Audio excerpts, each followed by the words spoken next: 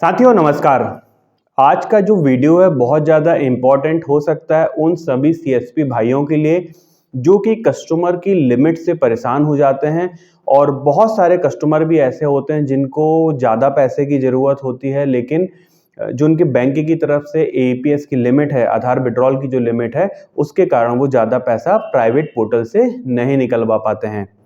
तो वीडियो हालांकि छोटी सी जानकारी का है, लेकिन मैं इसमें कुछ एडिशनल जानकारी ऐड करूंगा ताकि हमारे जो नए दर्शक हैं या जो एईपीएस इंडस्ट्रीज में अभी नए आए हैं उनको भी थोड़ा सा इसका बैकग्राउंड पता लग सके और वो इसका फ़ायदा उठा सकें।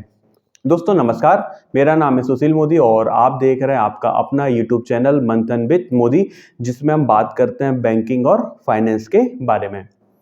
अब सबसे पहले तो बात कर लेते हैं एईपीएस की, जिसका फुल फॉर्म होता है आधार इनेबल पेमेंट सिस्टम, जो कि आप जानते ही हैं। लंबा समय ना लेते हुए मैं आपको बता दूं कि इससे आप कस्टमर के अकाउंट से पैसा विड्रॉल कर सकते हैं। अलग अलग बैंकों की लिमिट अलग अलग होती है, प्रतिदिन की अलग होती है, माह की अलग होती है। अब उदाहरण के लिए मान लीजिए एक्सवाइजेड कोई भी बैंक है और अगर उसने एक दिन की लिमिट लगा के रखी है 10,000 रुपये, तो आप 10,000 रुपये तक ही विड्रॉल कर सकते हैं। उसके बाद आप उस दिन विड्रॉल नहीं कर पाएंगे और यदि महीने का केवल एक ही ट्रांजैक्शन होगा तो आप दोबारा भी उसका उस महीने विड्रॉल नहीं कर पाएंगे।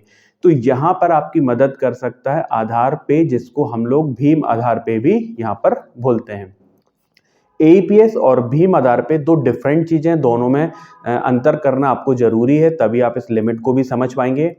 एईपीएस या जो आधार विड्रॉल है, ये कस्टमर को विड्रॉल करने के लिए, कि मतलब जब उसको अपने बैंक खाते से पैसा निकालना है और उसको कैश की ज़रूरत है। जब इस प्रकार का आप ट्रांजेक्शन करते हैं तो कंपनियां से आपको इसका कमीशन भी मिलता है, आपको रेवेन्यू जनरेट होता है। कस्टमर को कोई एडिशनल चार्ज उसकी बैंक की तरफ से नॉर्मली नहीं लगता है। अब यदि हम बात करेंगे भीम आधार पे या आधार पे की, अगर हम बात करें तो ये एक सुविधा है जिसमें आप किसी मर्चेंट को, मतलब किसी दुकानदार को, उसके द्वारा दी गई वस्तु या सेवा के बदले भुगतान करना होता है। मान लीजिए आप कपड़े खरीदने के लिए गए, किराना खरीदने के लिए गए, तो वहां पर जो मर्चेंट है, मतलब दुकानदार है, वो अगर आपसे पेमेंट चाह रहा है तो वो भीम आधार पे के माध्यम से आपसे पेमेंट ले सकता है। इसमें अलग अलग बैंकों का अलग अलग चार्ज होता है। नॉर्मली अभी तक ये यस बैंक के माध्यम से उपलब्ध कराया जा रहा था, तो इसके अपने कुछ चार्जेस हैं। अब बात यहाँ पर ये करते हैं कि बहुत सारे लोग इस बात से परेशान होते हैं कि उन्होंने मान लीजिए नई आईडी बनवाई है एईपीएस की, तो उसमें एईपीएस तो चालू हो गया लेकिन उनका भीम आधार पे है वो चालू नहीं हुआ है। और अलग अलग कंपनियों के लिए इसका कुछ क्राइटेरिया है। कुछ कंपनियां इसको 90 दिन मतलब 3 महीने में, और कुछ कंपनियां तो ऐसी भी हैं कि जो 6 महीने के बाद इसको एक्टिवेट करती हैं। यदि हम एवरेज टाइम 3 महीना भी मान के चल लें तो ये बहुत लंबा टाइम होता है। 90 दिन का एक पीरियड ये होता है कि जब आपकी आईडी 90 दिन पुरानी हो जाएगी तब जाके ये एक्टिवेट होगा। दूसरी समस्या यहाँ पर ये आ रही थी कि बहुत सारी जगह पर इनएक्टिव रिटेलर थे। मान लीजिए एक्सवाईजेड आप कोई कंपनी में काम कर रहे थे, आप किसी कारण से दूसरी कंपनी में चले गए, तो उस कंपनी का एईपीएस आपका यस बैंक से बंद हो गया। अगर आप हमारे नियमित दर्शक हैं तो आपको पता होगा कि यस बैंक ने एक नई गाइडलाइन जारी करी है, जिसमें कि वो अगर जिनका एईपीएस बंद हो गया तो उसको हाल फिलहाल में तो वो दोबारा चालू नहीं करेगा जब तक कोई नई गाइडलाइन नहीं आ रही है। तो अभी हम ये मान के चलें कि यस बैंक चालू नहीं करेगा। तो ऐसी कंडीशन में यस बैंक से ना तो आपका एईपीएस चलेगा, ना ही आपका आधार पे चलेगा। तो रॉयनेट कंपनी यहाँ पर आईसीआई बैंक के माध्यम से आपके लिए एक आधार पे का ऑप्शन लेके आई हुई है। इस फीचर का सबसे बड़ा फायदा ये कि जितने भी हमारे एग्जिस्टिंग रिटेलर हैं, अभी तक के जितने भी एग्जिस्टिंग रिटेलर हैं, वो सभी को ये फीचर मिल जाएगा। अलग से उनको वेटिंग पीरियड नहीं है, कोई चार्जेस नहीं है। बस कंडीशन है कि आपकी आईसीआई बैंक की ई-केवाईसी होना चाहिए। यदि आपने वो नहीं करी है तो आप कर लीजिएगा। वेब में ये ऑप्शन कल लाइव हो चुका है। आज मैं वीडियो 21 फरवरी को बना रहा हूँ, लेकिन ये 20 फरवरी को ये लाइव हो गया। स्क्रीन पर आप देख पाएंगे, वेबसाइट का मैंने स्क्रीनशॉट लगाया हुआ है। यहाँ पर आपको आधार पे के 2 ऑप्शन दिखाई दे रहे होंगे। तो नया वाला जो ऑप्शन यहाँ पर है वो कल लाइव हुआ है। मोबाइल ऐप में लगभग 25 फरवरी के आसपास ये लाइव हो जाएगा।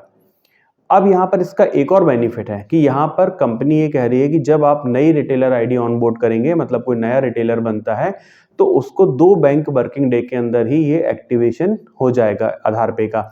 मतलब आपको 90 दिन या 6 महीने 3 महीने का वेट करने की जरूरत नहीं, केवल 2 बैंक वर्किंग डे के अंदर आपकी ये सर्विस चालू हो जाएगी। मान लीजिए अगर आपने सोमवार को आईडी बनवाई है तो बुधवार को आपका ये एक्टिवेट हो जाएगा।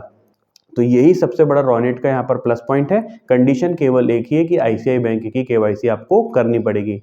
अब हम बात कर लेते हैं इसमें चार्जेस के बारे में।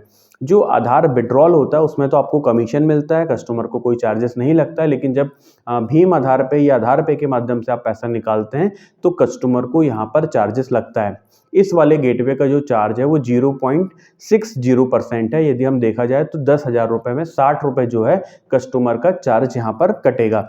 तो अगर आप किसी का 10,000 रुपये का विड्रॉल यहाँ पर करते हैं भीम आधार पे के माध्यम से तो आपको 60 रुपये कम आएंगे एज अ रिटेलर। तो आपके वॉलेट में जो यहाँ पर क्रेडिट होगा वो 9,940 रुपये होगा। और इसमें फिर कहीं ना कहीं आप भी अगर अपना कुछ जोड़ेंगे तो आपको वो 60 रुपये ऐड करके उसको उतना कम भुगतान करना पड़ेगा कस्टमर को। तो ये जानकारी आप कस्टमर को जरूर से दीजिएगा।